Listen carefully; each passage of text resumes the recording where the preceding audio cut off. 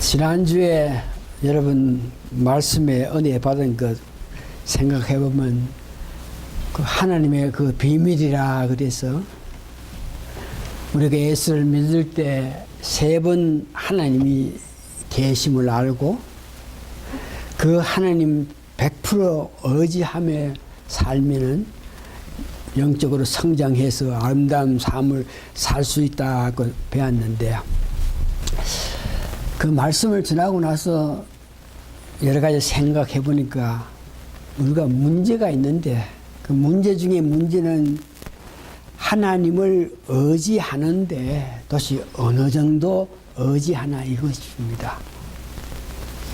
어떨 때는 하나님께 이렇게 의지해가지고 하나님 뜻을 알고 뭐 행할 수도 있고 또 많은 때는 하나님께 의지하지도 않고 내 뜻, 내 기쁜 대로 이렇게 생활해 나갔던 것을 보면서 우리가 하나님을 더욱 의지하기 위해서는 어떻게 해야 되겠느냐 이런 문제는 성경에서 보니까 하나님을 의지하면은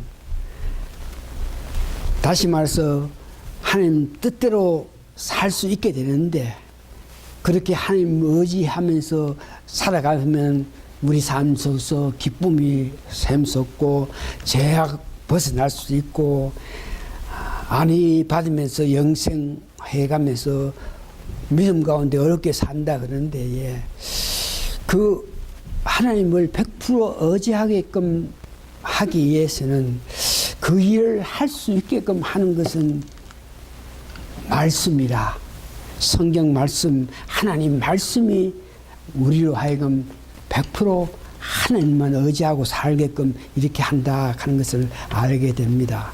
그래서 오늘은 이 말씀이 우리로 하여금 역사하여서 하나님만 의지하고 살 수 있다 하는 것을 알게 되어서 오늘은 말씀이 의지하게 한다, 하나님 의지하게 한다 하는 제목으로 말씀을 전합니다. 이 말씀의 중요성은 오늘 본문 여러분 읽은 것 같이 베드로전서 1장 23절에 보니까 너희가 거듭난 것이 썩어질 시로 된 것이 아니요 썩지 아니할 시로 된 것이니 살아있고 항상 있는 말씀으로 되었다. 그러니까 이 말씀이 우리로 하여금 거듭나게 되고 말씀이 우리로 하여금 구원받은 사람으로 살게 했고 말씀이 우리로 하여금 계속적으로 하나님 의지하면서 살게 했기 때문에 우리가 구원받고 나서 살아갈 때에 더욱 말씀의 은혜를 받아서 계속적으로 말씀의 역사에 따라서 말씀이 주시는 은혜 가운데 살아야 된다 하는 것을 여러분 기억하시기 바랍니다. 한때 교계에서 믿기만 하면 구원받게 되고 구원받은 이후에 실제로 우리가 구원받았으니까 이 세상 살아갈 때에 이 생활 어떻게 살아가는 이런 문제 중요하지 않다고 이야기했는데 오늘 이 말씀에는 분명히 우리가 거듭난 것이 하나님의 말씀으로 통해서 거듭났기 때문에 살아가면서 계속적으로 말씀으로 통해서 양육을 받아야 된다 하는 것을 여러분 기억하면서 거듭난 후에 내 생활 실제 어떻게 사는 거 아무 관계없다 하는 것은 여러분 받아들이면 아니 되고 거듭났기 때문에 계속적으로 구원의 확신을 가지면서 살 수 있게끔 하기 위해서는 말씀이 필요하다 하는 것을 여러분 기억하시기 바랍니다. 베드로전서 2장 1절에서 2절에 보니까 어린아이를 비유하면서 이 말씀이 얼마나 중요하고 얼마나 우리로 하여금 말씀이 하나님 의지하게끔 만든다 하는 것을 이야기하고 있는데 베드로전서 1장 2절에서 2절을 보니까 그러므로 모든 악독과 모든 게을과 의식과 시기의 모든 비방한 말을 버리고 이 말은 세상 지식, 세상 상식, 세상으로 통해서 어떤 것을 얻고자 하는 그런 마음을 버리고 갓난 아들 같이 신령한 젖을 사모하라. 신령한 젖 말씀이죠. 그러니까 하나님 의지하고 살아야 되겠는데 하나님 의지하게끔 살게끔 하기 위해서는 세상의 어떤 지식, 세상 여러 가지 계율, 세상 뭐 이런 것들로 통해서 우리가 말씀을 의지하고 살 수 있게 하는 것이 아니고 오직 말씀이 어린애같이 신령한 젖이 즉 말씀이 우리로 하여금 하나님과 가까이 의지하면서 살 수 있게끔 하는 것이라. 그래서 말씀을 사모하고 그리워하라 하는 것을 이야기하고 있습니다. 사도행전 20장 31절에서 32절을 보면 사도 바울이 3년 동안 그 에베소에 있는 사람, 에베소에 있는 특별히 장로들, 직분 갖고 있는 사람들에게 최선을 다하면서 그들을 양육했습니다. 3년 동안 양육하고 나서 나중에 사도 바울이 부르심이 있어가지고 예루살렘으로 가게 될 때에 자기가 떠나가면은 내가 지금 양육했던 그 장로들이 앞으로 어떻게 이 어지러운 세상에서 살 수 있겠나 그러면서 그들을 어떤 뭐든지 바로 양육하게끔 그들 어떻게 하든지 정신 차리고 이 세상 살게끔 하기 위해서 사도 바울이 에베소에 있는 사람들을 자기가 있는 과에 불러가지고 그들 불러가지고 마지막으로 부탁한 것이 내가 떠난 후에 악한 것들이 세상 악한 것들이 너희들 와가 유혹하게 되는데 내가 떠나면 어떻게 될까 그러면서 말씀이 너희들의 걸 보호하기를 원한다.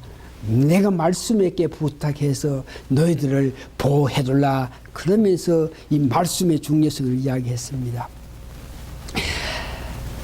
사도행전 20장 32절을 보니까 지금 내가 너희를 주와 및 그 은혜의 말씀께 부탁하니 그 말씀이 너희를 능히 든든히 세우고 거룩하게 하심을 갖는다.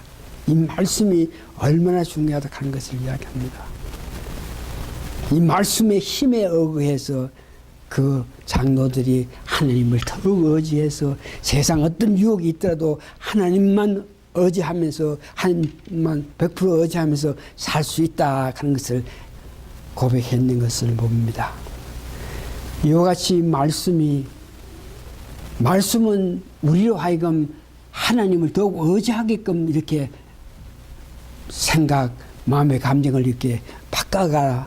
더욱 세상 의지하지 않고 나의 자신 의지하지 않고 하나님은 의지하게끔 이렇게 말씀이 역사해서 우리가 100% 하나님 의지하고 살 수 있게끔 만든다고 합니다.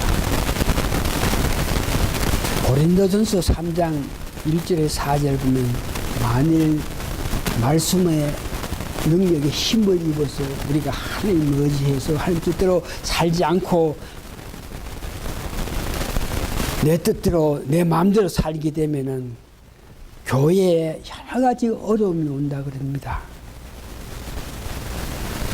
어린애 같은 생각을 해서 교회에 여러 가지 분란이 일어나고 뭐 싸움이 일어나고 내 패다 이 패다 나는 누구의 사람이래 그래서 하면서 이렇게 다툼이 온다 그럽니다. 영적으로 성장하지 아니하면 하나님께 100% 의지하면서 살지 않으면은 이 믿는 사람들이라도 하나님 100% 의지하지 않고 일부분만 의지하고 살면은 영적으로 성장하지 못해서 서로 시기하고 분쟁하고 질투하고 여러 가지 어려움이 생깁니다. 그래서 오늘 말씀의 그 역할, 구체적으로 말씀이 우리에게 어떤 역할을 하냐. 다시 한번 이 말씀은 우리로 하여금 세 분 하나님 100% 의지하게끔 이렇게 동기 이런 마음을 주는 역할을 이 말씀이 합니다. 우리 생각에 어떤 충돌을 줘가지고 우리 생각을 변하게 해가지고 우리가 보는 문제에 대해서 우리가 보는 이 문제의 관점을 새롭게 하는 것을 이 말씀이 하는 데에 그렇기 때문에 우리의 믿은 사람은 말씀으로 양육받게 되면 인생관이 틀대집니다. 내세관이 틀대집니다. 가치관이 틀대집니다. 물질관이 틀대집니다. 변화되는데 가치관 하는 것은 이 말씀이 오직 하나님 의지하는 그 마음을 가지고 물질이 우리 삶 속에서 중요하고 중요하지만 물질이 내 삶의 모든 것이다. 물질이 내 삶의 가장 귀한 가치관이 되는 것이 아니고 물질 위에 물질을 주신 물질을 만드신 하나님을 더 높이고 하나님께 더 의지하는 그런 마음을 가지는 것. 이렇게 하는 것이 다 말씀입니다.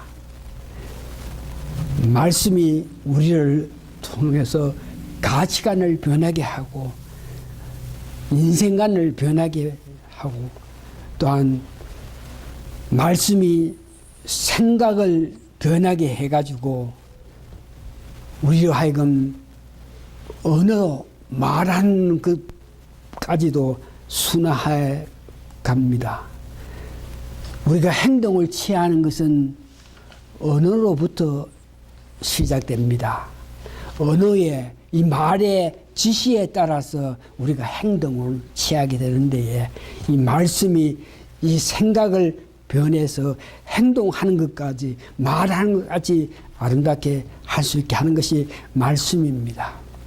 특별히 이 말씀이 우리에게 유익을 주는 것은 사단이 계속적으로 우리에게 역사하고 있는데 말씀은 우리로 하여금 사단 역사에서 벗어나서 의심하면서 사는 우리 마음을 확신을 가지면서 살게 해주게 합니다. 말씀이 히브리서 11장 6절에 보니까 이 말씀이 우리로 하여금 아이고 내야 참 못난 사람이다. 아이고 나같이 뭐 이렇게 우리를 열등하게 사는 것이 아니고 말씀이 에베소 2장 20절을 보니까 자부심을 가지고 나는 하나님의 아들이니까 하나님이 같이 계시니까 하나님이 보호 인도하시니까 하나님이 내 갈 길을 알게 하시니까 내 말씀이 있어서 자부심을 가지고 살 수 있게 하고 죄책감 속에 이렇게 아이고 내같이 못난 사람이 죄인이 약한